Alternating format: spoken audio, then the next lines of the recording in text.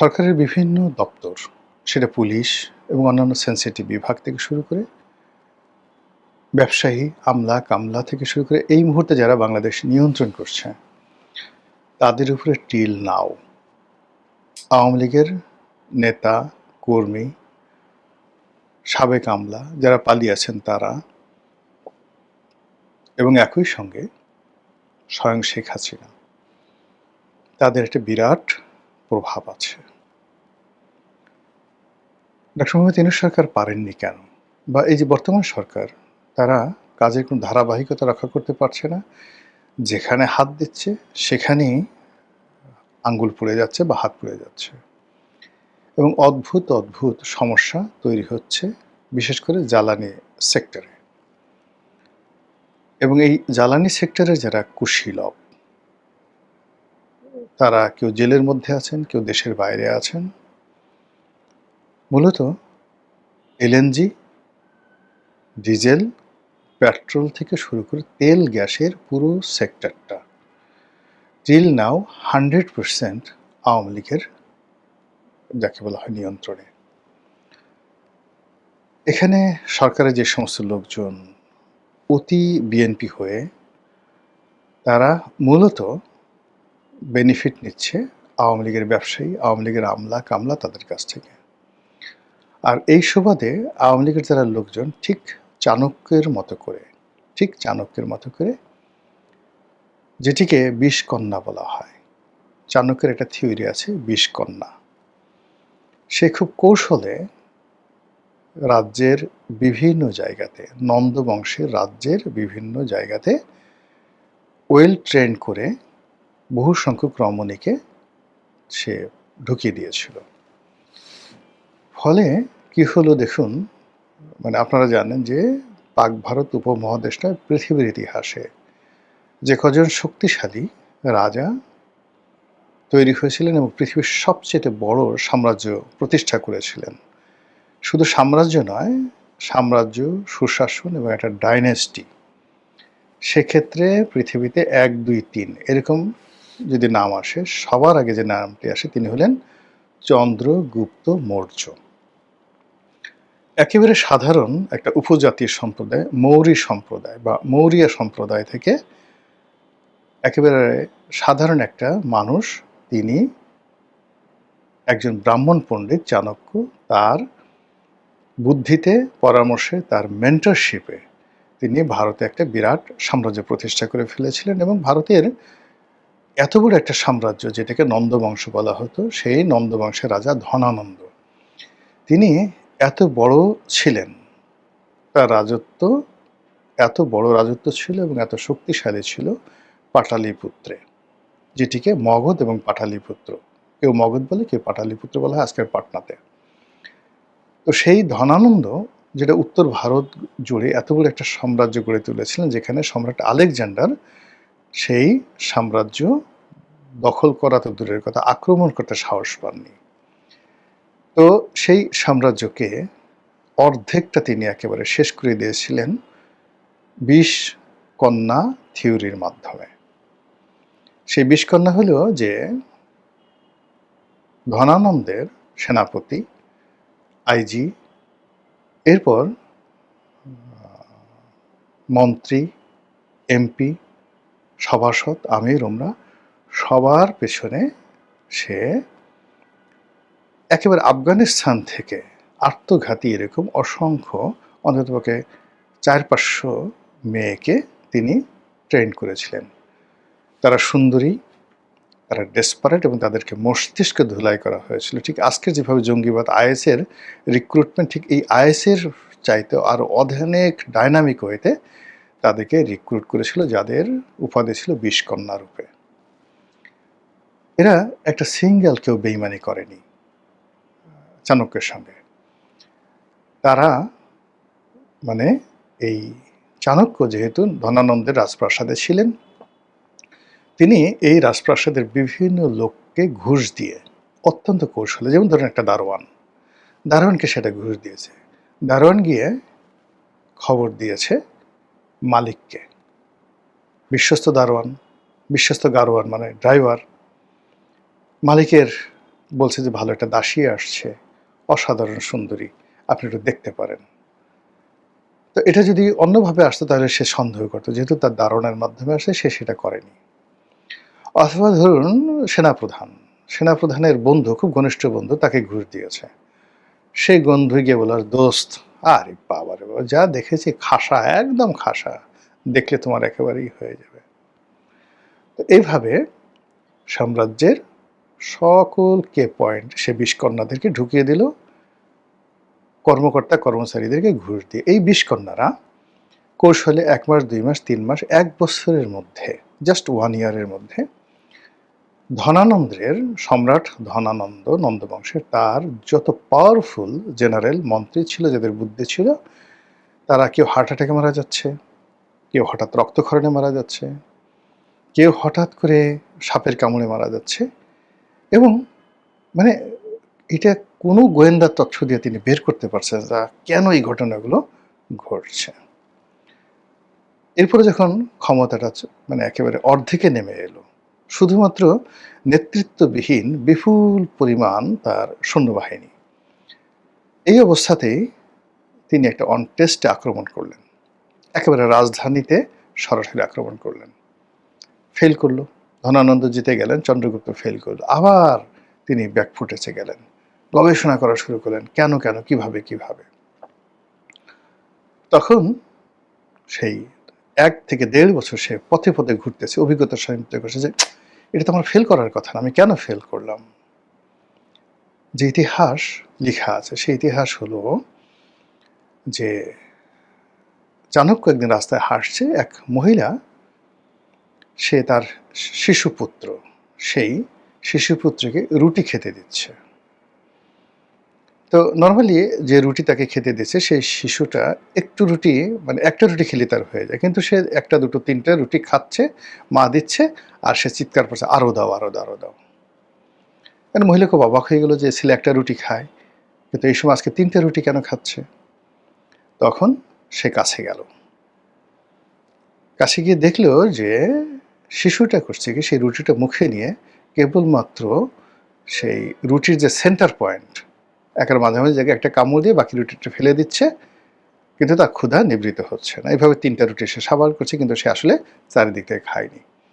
তখন সেই মহিলা হেসে বলল যে তুই তো সেই চাণক্যর মতো রুটি খাচ্ছিস, তো রুটি খেতে হবে একদম কিনারা থেকে। চাণক্য এই কথা শুনলেন, পরে সেই মহিলার কাছে এটা গল্প হতে পারে, উপকথা হতে পারে, কিন্তু এইভাবে ইতিহাসে লেখা আছে। সেই মহিলাকে কি বললেন যে মাগো, আমি তো সেই চাণক্য। তখনও তার চাণক্য নাম হয়নি, নাম হলো বিষ্ণুদে। তো আপনার কথা শুনছি, আমি বুঝতে পারছি আমার রাজধানীতে আক্রমণ করা ঠিক হয়নি। তখন চাণক্য ফিরে আসলো এবং গেরিলা যুদ্ধ শুরু করলো সীমান্তে। সেই সীমান্তে যে গেরিলা যুদ্ধ আলাদা আলাদা ভাগ করে উইদিন অল্প সময়ের মধ্যে সে পুরো নন্দ বংশকে শেষ করে দিয়ে একটা নতুন ডাইনেস্টি তৈরি করে ফেলল। তো এখন এই যে বর্তমানে যা কিছু হচ্ছে, রাজনীতি বলেন, অর্থনীতি বলেন, কূটনীতি বলেন, সব কিছুর মূলেই কিন্তু যে এই যে একটা চাণক্য নীতি, সেই চাণক্য নীতি রয়ে গেছে। তো সেই চাণক্য নীতির যে জায়গা থেকে আছে, সেই চাণক্য নীতির জায়গা থেকে যদি আপনি ধরেন যে আজ থেকে ২৫০০ বছর আগে চাণক্য যে কথা বলেছেন, যে জিনিসগুলো লিখেছেন, তারপর যেভাবে তিনি সফল হয়েছেন, আজ থেকে হাজার হাজার বছর আগে যেভাবে আহমদ শাহ আবদালী, যেভাবে তৈমুর লং ভারত আক্রমণ করেছেন, যেভাবে জহিরুদ্দিন মোহাম্মদ বাবর ভারত আক্রমণ করেছেন, সেই পলিসি তো এখনও আছে। আর এগুলো শেখ হাসিনার যারা মেন্টর, তারা বা ভারত এই জিনিসগুলো কি জানে না? অবশ্যই জানে। আর জানে বলে তারা, সরকার খুব আনন্দে আছে, আর তারা যে কাজটি করছে প্রশাসনের সব স্তরে, ব্যবসায়ী থেকে শুরু করে সব জায়গাতে চুপচাপ বসে আছে। কেউ হয়তো এত বেশি ভারত বিরোধী, কেউ হয়তো এত বেশি আওয়ামী লীগ বিরোধী, আওয়ামী লীগ নাম শুনলেই তাকে ধরবে, মারবে, নাকের বদনা ফাটিয়ে ফেলবে, কাপড় চোপড় উলঙ্গ করে ফেলবে। মানে ওকে দেখে মানে স্বয়ং প্রধানমন্ত্রী বলবে, আচ্ছা ঠিক আছে, আওয়ামী লীগের ব্যাপারে এতটা নিষ্ঠুরতা হওয়ার কি দরকার আছে? এইরকম। অথচ সেই লোকটি বিষকন্যা। যে যত বেশি দেখবেন মানে নেতিবাচকভাবে আউটস্পোকেন, আমি প্রেম করব না, আমি ঘুষ খাই না, আমি এটা করি না, মাগিবাজি করি না, গিয়ে দেখেন যে যেই কথাটা সে রিগ্রেট করছে সেই জিনিসটি তার মধ্যে প্রবলভাবে অনেক অনেক বেশি। তো এইভাবে আপনি দেখেন যে প্রশাসন, প্রধানমন্ত্রীর কার্যালয়, অন্যান্য যে জায়গাগুলোতে যত বেশি ভারত বিরোধী, যত বেশি আওয়ামী লীগ বিরোধী লোকজন রয়েছে, মূলত তাদের একটা বিরাট অংশ, তারা একটা বিরাট অংশ সরকারের ভিতর থেকে আওয়ামী লীগের পারপাস সার্ভ করছে। আপনি সাম্প্রতিক সময় দেখেন তো, মানে আওয়ামী লীগের যে সকল একেবারে কে ম্যান, জনাব বেনজির সাহেব, সাবেক আইজি, হারুন, বিপ্লব, ডিবি মনির, এরকম যদি আপনি ধরেন ইফেক্টিভ আওয়ামী লীগ সরকারকে যারা টিকিয়ে রেখেছিল গত সেই 14 সন থেকে, তাদের একজন লোককে আপনারা ধরতে পারছেন পুলিশে?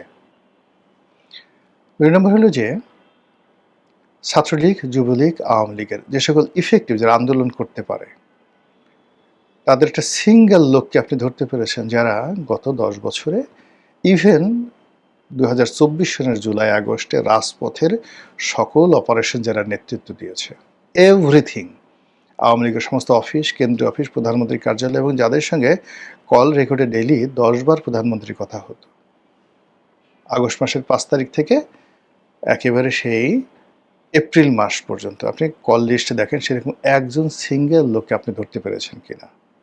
একমাত্র জিয়াউল আহসান, এবং জিয়াউল আহসান যে ধরা পড়বে, এটা জিয়াউল আহসান যখন লেফটেন্যান্ট কর্নেল তখনই আমাকে একদিন সে বলেছিল যে আমাকে তো আসলে আর্মি ধরায় দেবে, বাইরের কোনো লোক আমাকে ধরতে হবে না, আর্মি আমাকে ধরিয়ে দেবে, এবং আর্মি তাকে ধরিয়ে দিয়েছে। তো যেখানে আপনি ধরেন যাদেরকে খরচের খাতায় ফেলা হয়েছে, যাদেরকে মানে শেখ হাসিনার নজরে হয়তো কেউ কেউ ভালো ছিলেন, কিন্তু এখানে যে সিন্ডিকেট যারা ছিল সেই সিন্ডিকেটের নজরে যারা ভালো না তারা ধরা পড়েছেন, তারাই বিচারের অধীন পড়েছেন। আর বাকি যারা ইফেক্টিভ চ্যানেল মেনটেন করতেন তারা সবাই, এমনকি এই 2026 সনে আওয়ামী লীগ মানে বিএনপি ক্ষমতা আসার পরেও আওয়ামী লীগের বহু ইফেক্টিভ নেতা সীমান্ত পাড়ি দিয়ে প্রথমে ভারত গেছেন, আবার ভারত থেকে তারা সদল বলে আমেরিকা যাচ্ছেন, লন্ডন যাচ্ছেন। আপনি কি লেমন জুস খাচ্ছেন কথাবার্তা বলে? খালি বললে হবে? আপনি আওয়ামী লীগের কত হাজার লোক কলকাতাতে আছে, কত হাজার লোক আগরতলাতে আছে, এবং সেখান থেকে তারা এত ঘন ঘন লন্ডনে যাচ্ছে, আমেরিকা যাচ্ছে, মানে তাদের টাকা পয়সা, ট্রাভেল পাস থেকে শুরু করে এই কাজটা কে করলো বলেন? কে তাদেরকে এই গত 2 বছরের মধ্যে, ধরুন যদি আওয়ামী লীগের 10,000 লোক, ইফেক্টিভ 10,000 লোক, এর মধ্যে চেয়ারম্যান আছে, উপজেলা চেয়ারম্যান আছে, এমপি আছে, এরকম 10,000 লোক যাদের সবারই 100 কোটি টাকা থেকে শুরু করে 10,000 কোটি টাকার মালিক, দেশের ভেতরে দেশের বাইরে, এই লোকগুলো আগস্ট মাসের 5 তারিখের আগে হাইয়েস্ট তারা পালাতে পেরেছে ধরুন 500, নট মোর দ্যান দ্যাট। তো 10,000 লোকের মধ্যে 500 হলো আগস্ট মাসের 5 তারিখে, বাকি লোকগুলো গেছে এই গত 2 বছরে। আচ্ছা, কারা পাঠিয়েছে বলেন তো? আমি পাঠিয়েছি? তারেক রহমান সাহেব পাঠিয়েছেন? কারা পাঠিয়েছেন তাদেরকে? এই যারা পাঠিয়েছেন এরাই হলেন শেখ হাসিনার রাইট হ্যান্ড। এরা এখনো শেখ হাসিনার কথাই বলে। আমি জাস্ট একটা ছোট্ট উদাহরণ দিই।